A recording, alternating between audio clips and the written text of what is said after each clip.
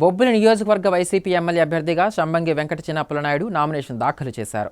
వేలాదిగా తరలివచ్చిన అభిమానులు, కార్యకర్తల కోలాహలంతో బొబ్బిలి పట్టణమంతా సందడిగా మారింది.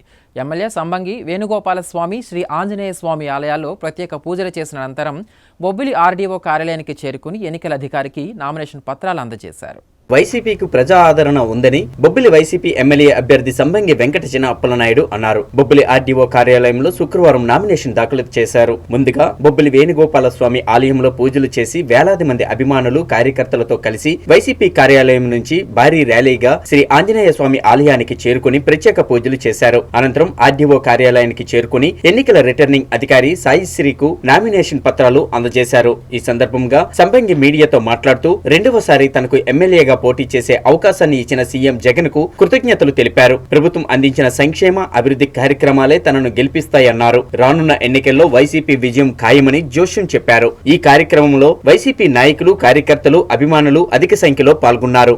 వైసీపీ అభ్యర్థిగా గౌరవ ముఖ్యమంత్రి, ప్రజానాయకుడు, పేదల పాలిట పెన్నిధి అయినటువంటి జగన్మోహన్ రెడ్డి గారి ఆశీస్సులతో రెండోసారి బొబ్బిలి నియోజకవర్గానికి ఈరోజు నామినేషన్ వేయడం జరిగింది. అయితే ఈరోజు వచ్చినటువంటి ప్రజా వెల్లువ ఖచ్చితంగా వైనాట్ 175 అనే పదాన్ని మా నియోజకవర్గాన్ని చూసుకుంటే అది 100కి 100 రాష్ట్ర ప్రధానికి నిజం చేస్తారని విశ్వాసంతో ఉన్నాను. ఇంత ఎండలు లెక్క చేయకుండా నియోజకవర్గ నలుమూలల నుండి కూడా అన్ని వర్గాల ప్రజలు, అన్ని ఏజ్ గ్రూపులు కూడా, చిన్నపిల్లల దగ్గర నుండి ఓల్డ్ ఏజ్ పీపుల్ కూడా వచ్చినటువంటి సందర్భం ఉంది.